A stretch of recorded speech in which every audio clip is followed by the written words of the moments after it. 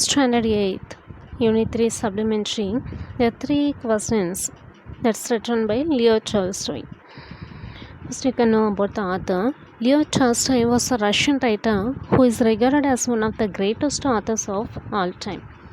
He is best known for the novels War and Peace and Anna Karenina.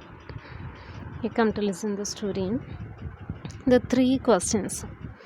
Once the king was anxious to find the answers to these questions. What was the right time to begin everything? Who was the first right person to listen to? And what was the most important thing to do? These are the questions.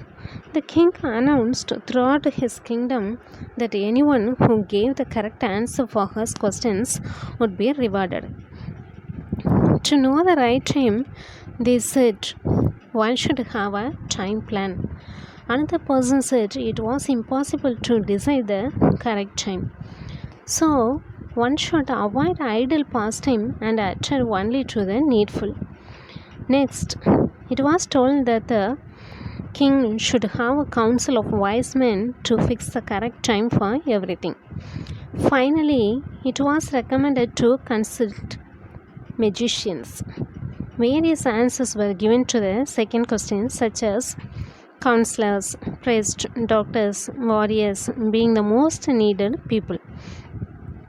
For the third question on the important action to do, the answers got were science, skill in warfare, religious worship, and so on. The king was not satisfied with any of these answers, and he went to the woods to consult a hermit known for his wisdom. The hermit was digging the ground with difficulty when the king met him and asked him the answers for his questions. The hermit did not answer but continued to dig. Seeing the tired hermit, the king offered to dig for him and again asked the same questions. The hermit again did not answer, but asked the spade back to dig.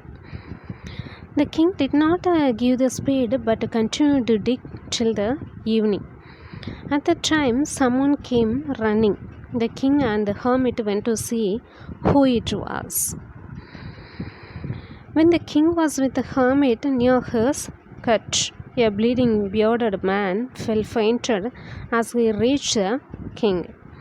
The king washed and bandaged a wound in his stomach till bleeding stopped. The king gave water to the thirsty man. The tired king and the bearded man slept in the hermit's hut that night.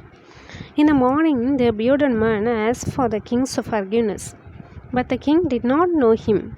The bearded man was the king's enemy who had come to kill him. The bodyguard found him and attacked. The bearded man escaped being saved by his enemy, the king. The bearded man promised to serve the king as a faithful slave along with his family. The happy king forgave and made peace with his enemy. He sent his servants and physicians to attend the wounded man and also promised to restore his property. The king asked the hermit for the answers to his questions before he left him. The hermit told that it had been already answered.